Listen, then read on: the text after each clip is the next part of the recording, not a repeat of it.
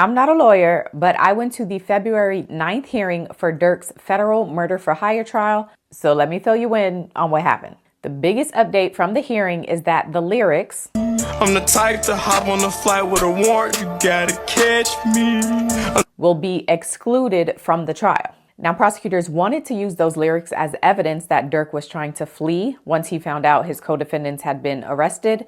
But at the hearing, the judge ruled that those lyrics will not be allowed in this trial. So while that's good news for Durk, those aren't the only lyrics that prosecutors are asking to use. They have also asked to use the lyrics, quote, "They be on my page like Slide for Vaughn. I know they trolling me." Or the lyrics, quote, "They dropping locations. I'm getting it done. Yeah, sliding.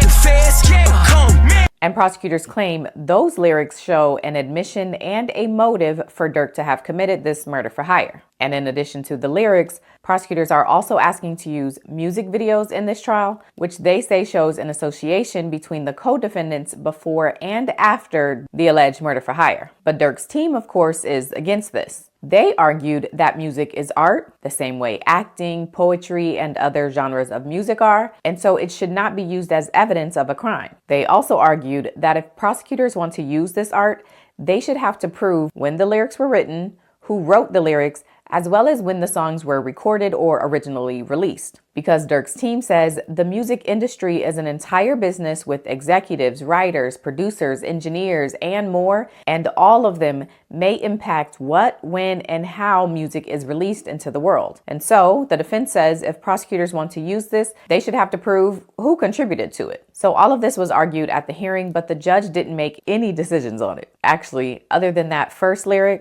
the hop on a flight with a warrant, the judge didn't make any other rulings. Most of the hearing was actually spent on the attorneys arguing about 403 and 404B evidence. And for context, 403 or Rule 403 has to do with evidence that one side is arguing is confusing, a waste of time, or that it paints defendants in a bad light more than it actually proves something. And then 404B evidence has to do with prior crimes or bad acts that the defendant has committed. The rule says you can't talk about other crimes or bad acts the defendant has committed as a way to show that they probably committed this crime as well. But you can talk about the prior crimes or bad acts if they tie into the defendant's motive, intent, or knowledge about the current crime. Did you follow that? And this matters for this murder for hire case because prosecutors want to be able to talk about and play parts of the video of King Von's murder in Atlanta from 2020 because they say that shows Durk's motive for the murder for hire case in 2022. Prosecutors also want to discuss an attempt on Quando Rondo's life from 2021.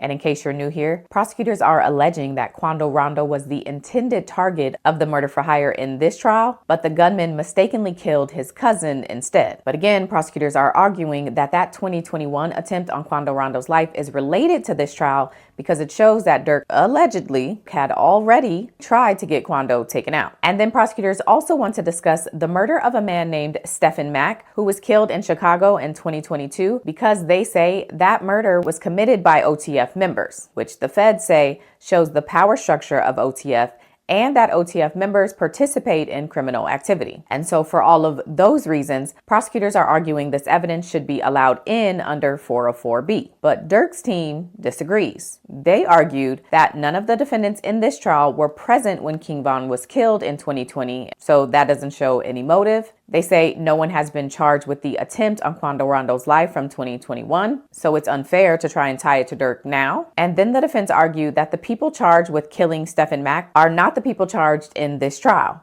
And so again, it's unrelated and proves nothing. But like I said, the judge did not make a ruling on any of this. However, when he does make a ruling, it could have a major impact on this trial going forward. And that's because Durk's co-defendants are asking to be severed or separated from his trial, mainly because of this 403 and 404B evidence. The easiest way to explain it is that the co-defendants are basically saying, hey, judge, all this extra evidence is really prosecutors' way of trying to connect Durk to this murder for hire. It's what they say was Durk's motive to offer the bounty and how Durk allegedly already tried to get Quando Rondo taken out. So if you allow all this evidence in and we all have the same trial, the jury might use it against us as well, and that's not fair. So the solution they're offering is to let Durk have his own trial And if that evidence gets admitted, then it's used against him and him only. And then the rest of us will have a separate trial where that stuff can't come in because it has nothing to do with us. But again, the judge has not made a ruling on this either. He did say he plans to make a ruling on the 403/404B evidence soon. And once he does, he'll be able to make a ruling on this motion to sever.